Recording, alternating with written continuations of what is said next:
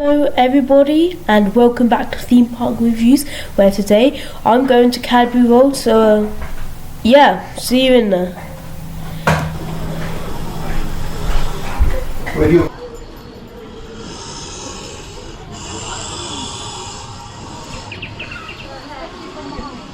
Let's see how big your bag is. Can we swap? Is that oh, yeah. Oh, I think I saw that. What?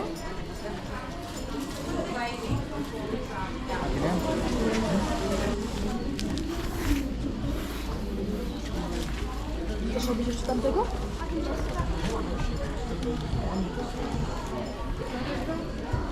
Can we take a picture of you? That's creepy. So what have we learned from this?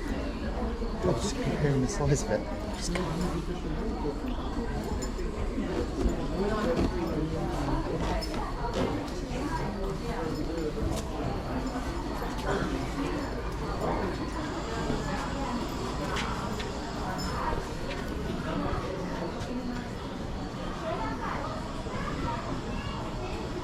I'm bored now.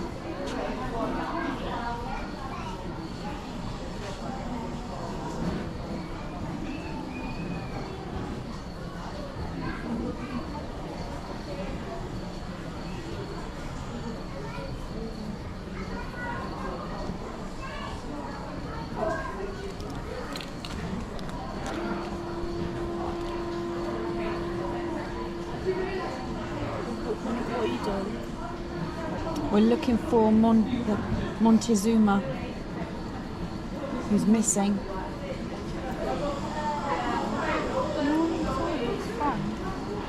What are you doing?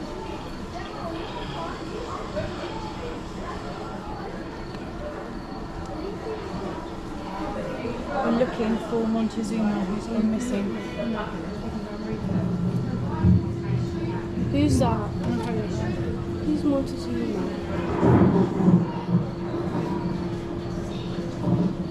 Oh, okay. I know Montezuma's on there. Montezuma is on here.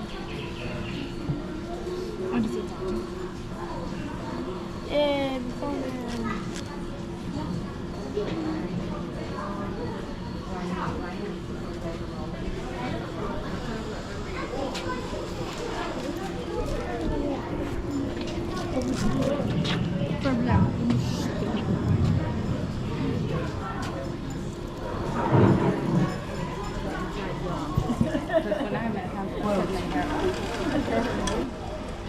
Oh, there's a spirit there. Let me go.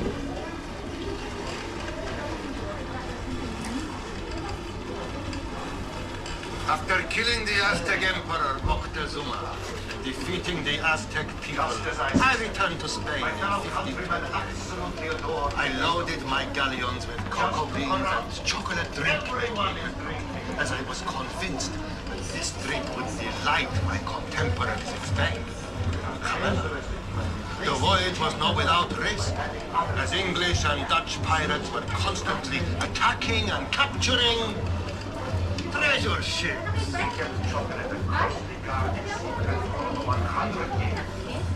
Oh no, we go back up, can't we? Oh, Look, I found the treasure. what is it? What's this? This is just bags of sheep's drop-ins. Get rid of it. What sort of treasure ship is this? It looks like it's live. It's beautiful. What, thank you? You say, oh my goodness. Next one here. So he would. I'll sit you down, right? And I just expect me on the camera for us. With the bread front. Senorita, un poquito cioccolato. Yeah? Just as I suspected, my fellow countrymen absolutely adore the taste of chocolate. Just look around. Everyone is drinking it. Is this the same recipe originally enjoyed by the Aztecs? We have changed the recipe by replacing the chili pepper and by adding other spices. Cinnamon, nutmeg, and by adding sugar. We kept chocolate a closely guarded secret for over 100 years. until the daughter of King Philip II of Spain married King Louis XIII of France and took the secret with her to the French court.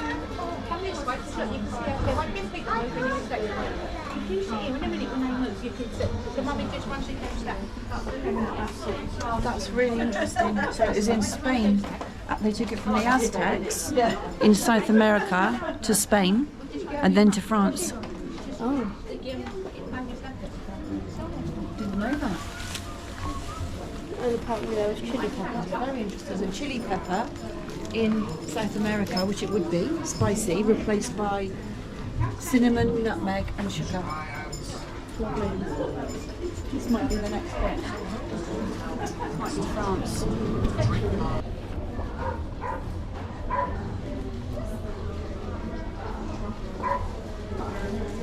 This is White's Chocolate House in the fashionable St. James's Street, London.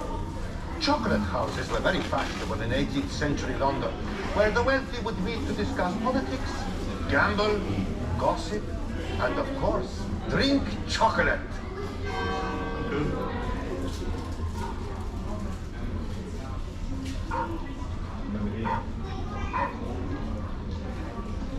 As cocoa became cheaper, more people could afford to drink it, and apothecaries such as Fry and grocers such as Cadbury began to experiment with chocolate manufacture. Welcome. Let's take a moment now to see how my story My began. name is John Cadbury, and this is my shop. Welcome to the news. My name is John Cadbury, and this is my shop, where I first established my business in 1824. My father, Richard Tapper Cadbury, owns and runs the drapery store next door. Our family are staunch Quakers, and we originally came from the West Country. Father moved the family to Birmingham from our home in Exeter in 1794 and set up his business as a linen draper and silk merchant. Birmingham was a fine place to live, with plenty of business opportunities. We soon made many friends, and my father became a prominent member of the local Quaker community. Because of our religious beliefs, Quakers were considered to be nonconformist. This prevented us from studying at university, and as a result, we were unable to enter the professions, such as medicine and law. Also because Quakers are pacifists, we couldn't join the army or navy. And so trade and commerce were the only areas where Quakers could focus their ambitions and prosper. I was apprenticed as a tea merchant in Leeds, and then worked in a bonded tea house in London. When I returned to Birmingham in 1824, I borrowed some money from my father to go into business as a tea dealer and coffee roaster. I took over this shop and installed this large plate glass window so that my customers could see the samples of tea, coffee, and cocoa nibs I prepared myself. A fully costumed Chinese man to help serve in the shop. Oh yes, he caused a lot of interest. And with him minding the shop, I started to experiment manufacturing my own cocoa and chocolate in the cellar behind the shop. You see, I'd noticed that fashionable people were drinking cocoa and chocolate and decided to offer them to my customers as well. This was good for my business because tea, coffee, cocoa and chocolate were considered as acceptable alternatives to alcohol, of which we, as Quakers, strongly disapprove. Let me tell you some more about how my business grew and prospered from these very humble beginnings. There we are, guys. Want to start to make your way through to your first... Where I set up my business in 1824 to trade tea and coffee. I also sold cocoa nibs I prepared myself, chocolate and coffee beans. These drinks were considered as wholesome alternatives to alcohol, which we as Quakers strongly disapproved. In my spare time, I experimented with preparations of cocoa beans and chocolate, which I could sell in the shop. Soon I had to rent a warehouse in nearby Crooked Lane, where I could manufacture these products on a larger scale. At first, it was very difficult, because I had to pay high taxes on the cocoa beans. And then, On top of all that, I had to move out of Crooked Lane and into another factory, here, in Bridge Street. That's when my brother Benjamin joined me, and together we formed Cadbury Brothers. With more space, we could now prepare a cocoa powder and an eating chocolate that could be packed and sold. Soon after, my eldest son introduced new products and even opened a shop in London. Our efforts were rewarded when we received our first royal warrant from Queen Victoria. That was when my younger son, George, joined us. George introduced many benefits for the workforce, such as half-day holidays, a sick club, and many improvements in the factory. And Richard, your new designs for our packaging were a huge success. Well, we had to try something different, just to get ourselves recognized, Father, as we were still a small company. Our aim was to manufacture only the highest quality cocoa and chocolate. I know, and I could tell you some stories of less scrupulous producers who added brick dust to their cocoa. Ours was still gritty, but we only added sugar to take away the bitter taste and starch to absorb the fat. However, George had heard of a new kind of cocoa press. He went to Holland in 1866, saw the press being used and brought one back. The Van Houten Press. Oh yes, Father. You see, because we could extract more of the cocoa butter, there was no need for more additives. Not only was our cocoa essence more palatable, but also output increased.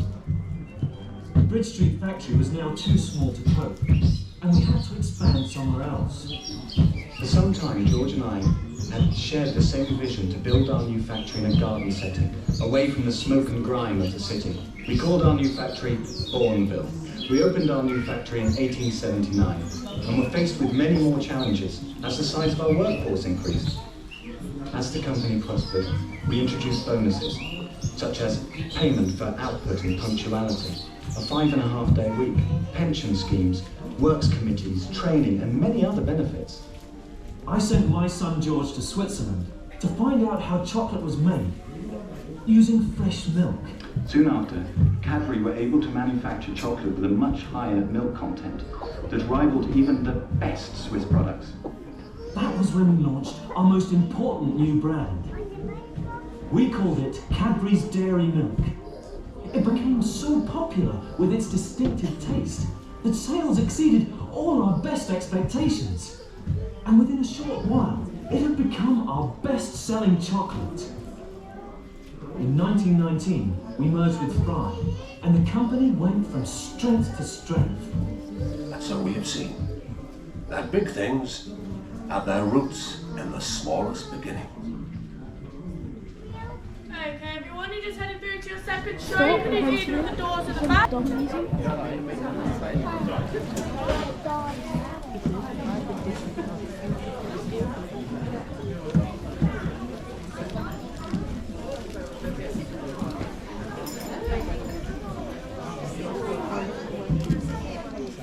Okay, come with those seats are going to shake. We'll do it 2 times. Thank you.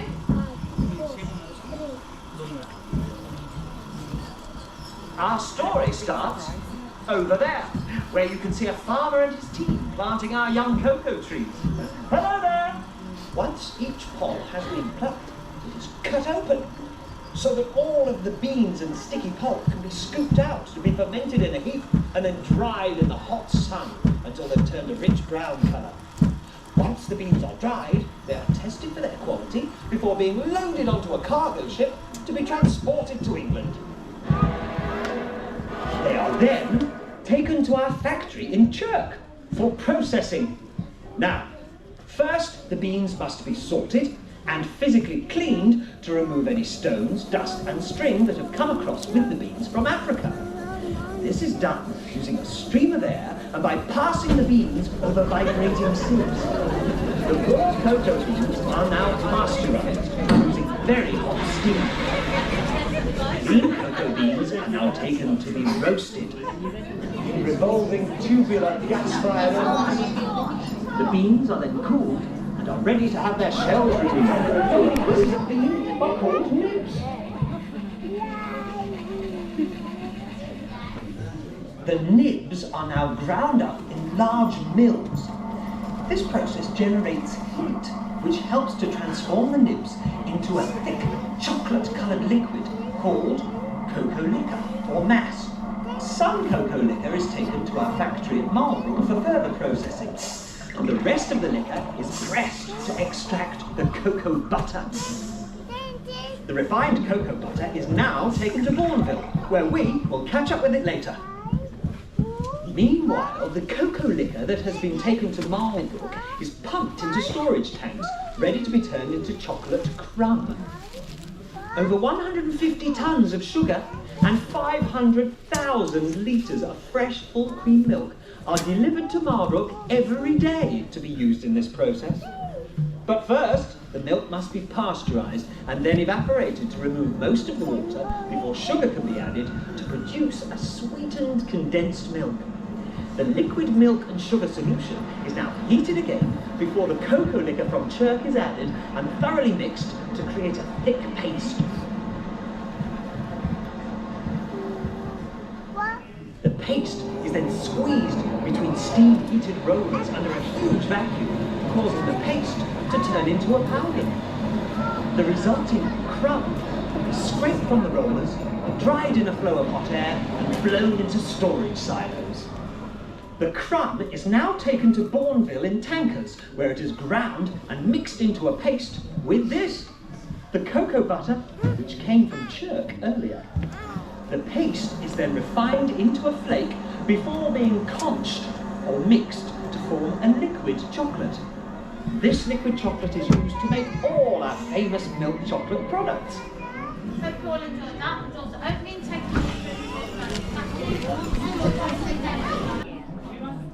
Cadbury's Easter eggs start life as thick or liquid chocolate.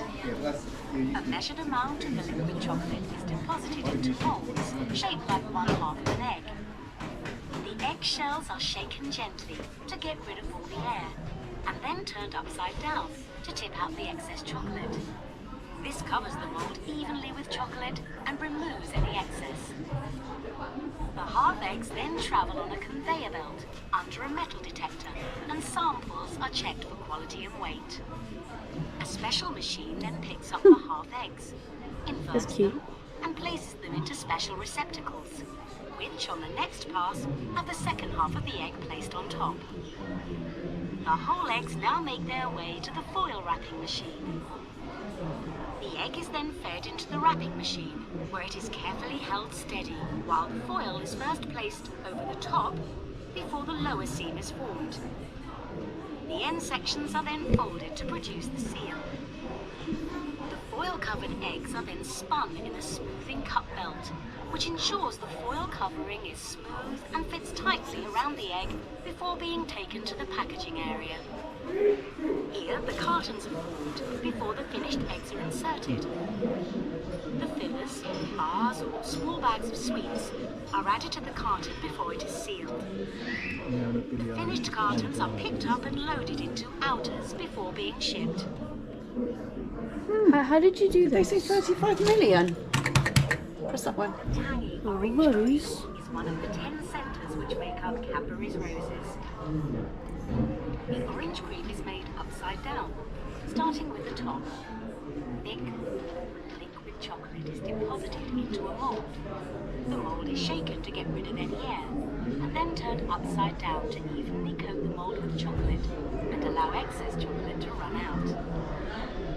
The chocolate shells are turned again and cooled. When set, the shells are which deposits a measured amount of milk into the shell. The shells are shaken again to level, then cooled. The filled shells then pass under a thermometer, which deposits chocolate in the base of the mold. Chocolate is leveled by a large panel to seal the centre inside. The completed chocolate passes into another cooling tunnel to set the base of the shell. The molds are turned again and hit with special hammers to knock the chocolate out of the mold and onto the moving belt. The completed chocolate then passes under a metal detector before heading for the wrapper. Each centre is fed into a high-speed wrapping machine where it is wrapped, sealed, and twisted to form a special roses wrap. All of the wrapped units are fed into separate hoppers, one per centre, then onto a mechanised belt. This belt drops a set number of units into a special bucket. Each bucket is weighed, and a make weight added if the amount is underweight. It moves to the packaging machine, where it is emptied into an open carton, then sealed and date stamped. The completed cartons are then packed into cardboard outers, then stacked in layers on pallets ready for distribution. Chocolate is deposited in drops onto a conveyor belt. This depositor can make an amazing 21,000 buttons in just 1 minute. The belt the chocolate drops onto is embossed with the word Cadbury, or slightly raised, so the word Cadbury appears on the bottom of every single button. Next, the whole belt is shaken, which removes all the glare and helps form the chocolate drops into button shapes. The buttons are then cooled until they set. As the belt turns, all of the buttons fall off into special buckets, which move the buttons upstairs to be wrapped. This is called the weigher and bagger, because it weighs out the buttons into the bag. They are dropped into a long tube by a machine that seals the bottom, adds the buttons, then seals the top, all in less than 1 second. Now the buttons are packed into boxes called outers. All the outers are then stacked in layers on pallets and sent to our distribution centres.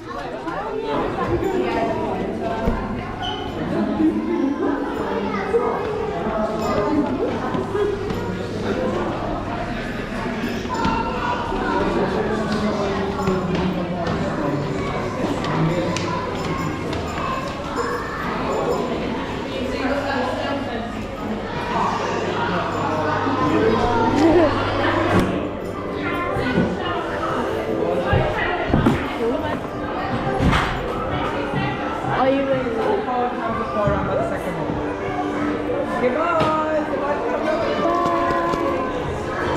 Welcome to Cadbury.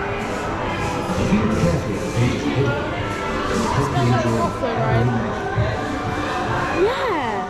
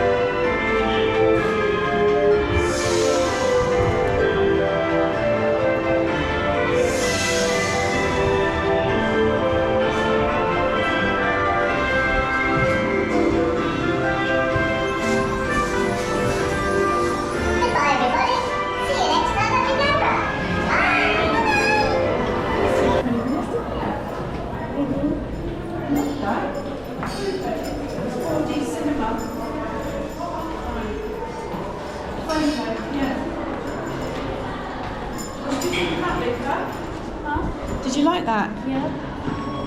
Would you like me to hold you a little chocolate bag? No. Right, okay. Oh, it's so cute. Everyone see? Yeah, please feel free to come round. If you could let the smaller children near the front of the table, if that's okay. We've also got this mirror here for you all to see what I'm doing. So if you stand in the center and middle of the table in the back, then you'll be able to see. Wonderful. Right then, everybody. So what I'm going to be doing today is I'm going to show you how we used to make chocolates about 100 years ago, before we had all of our lovely machines to help us do that. So what I've got in my little bucket here is some melted chocolate, and currently it's at about 50 degrees, and I need to cool it down to about 27 degrees. So to do that, I'm going to do an old-fashioned method called pan tempering. And what I've got is a marble top table, and I'm going to use my spatulas to smooth this chocolate down nice and evenly. Now, because marble is a naturally cold surface, we're helping draw out that heat and cool this chocolate down. So now that I've spread it nice and easily, just like so, I will scrape it back and forth into a pile, and that's just to get it back into one place.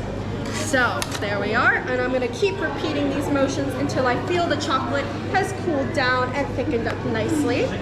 So what tempering is doing is we're changing the crystalline structure of the cocoa in the chocolate itself.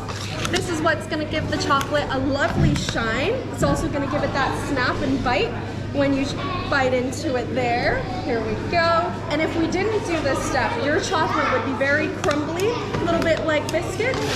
There we go. And gather it all back up. So as you can see, this is a very important part of that chocolate making process for your appearance and for your texture as well. And so you can see the more that I do this, that chocolate is getting nice and thick. There we go. And back and forth. Has anyone seen those ice cream rolling videos before? Yeah? So it's a little bit like a similar motion where we're just scraping up that chocolate nice and evenly into that pile, letting it cool down, letting it drip on over. Here we go. And it's thickened up nicely. So what I'm going to be doing now is testing the temperature of my chocolate. And so what they used to do, very simple, very easy, is use their pinky finger to test the temperature of the chocolate. And that's a very fast and simple way of knowing whether it's cooled down properly. So just test your pinky finger in the chocolate, make sure that it's all cooled down throughout the entire mixture. And then what we've got here in this tray is a little polycarbonate mold, and that's going to create our shape for our chocolates. As you can see, I've also got various metal molds on our table, and that's what we used to use in the factories, but they're quite heavy and expensive, so we don't tend to use them anymore. Here we are.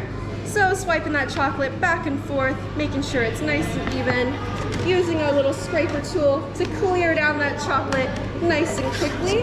And I can gather up my remaining chocolate in the pile, scrape down the sides. Here we are.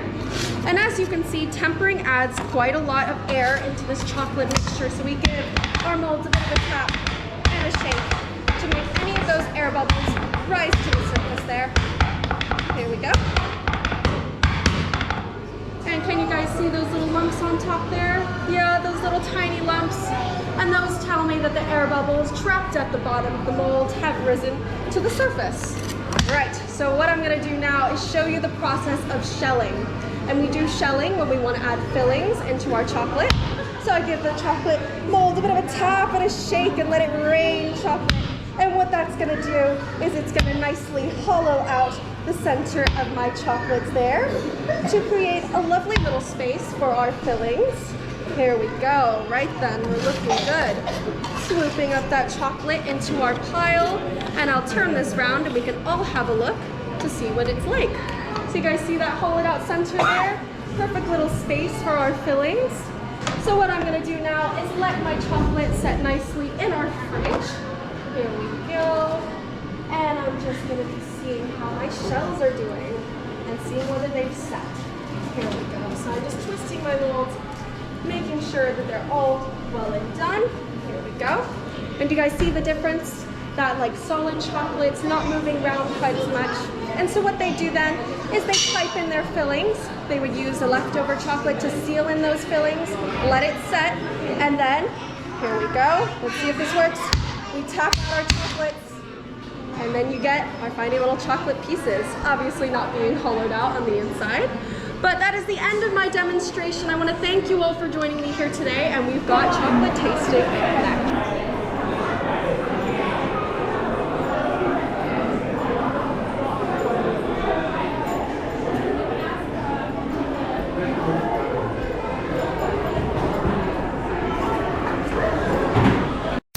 Okay then, and I think up next we have chocolate tasting, and yeah, here's how you order.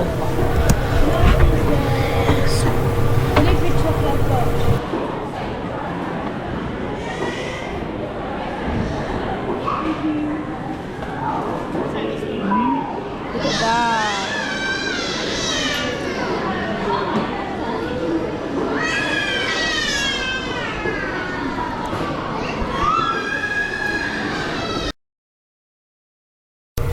And then after chocolate tasting, you get to draw something with chocolate, and it seems I forgot to hit record, so I managed to get this bit though.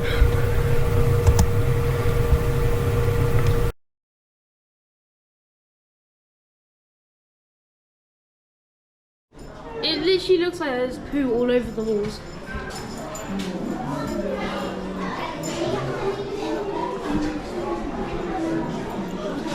No, that's definitely not a thing.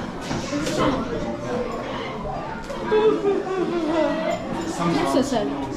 Please turn here. Oh. Sometimes you're having the wrong way. Wait, turn this. Turn it. What? There. Okay. Oh, that's really cool. Oh my god. Turn it faster.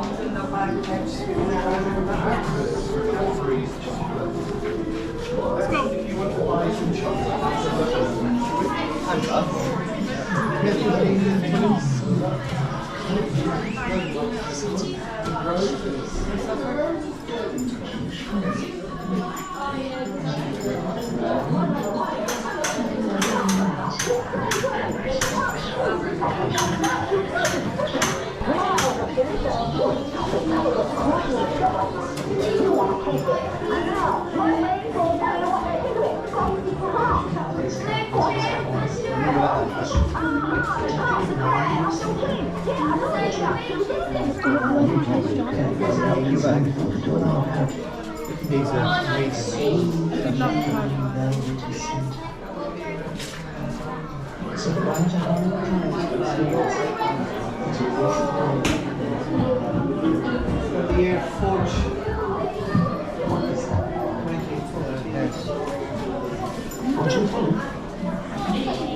Who are they? Yeah, that was huge with Phil when it came out. Yeah. Huge.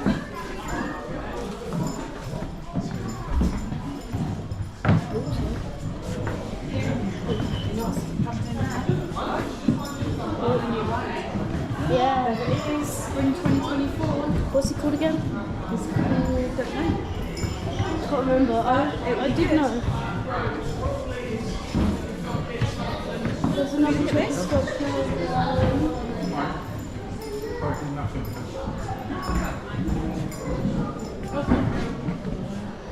Yeah, it's real chocolate. That It's is a amazing. replica. Yeah, the Birmingham Bull and the Bull Ring. Entirely from chocolates brushed with edible, what's that? Lustre. Lustre. Shiny. Yeah. How is this Like chocolate? Literally, how did they make this? I don't know. Yeah. Probably like slabs of it and then cool it, and then add a new bit on and cool it, then carve it, Luca.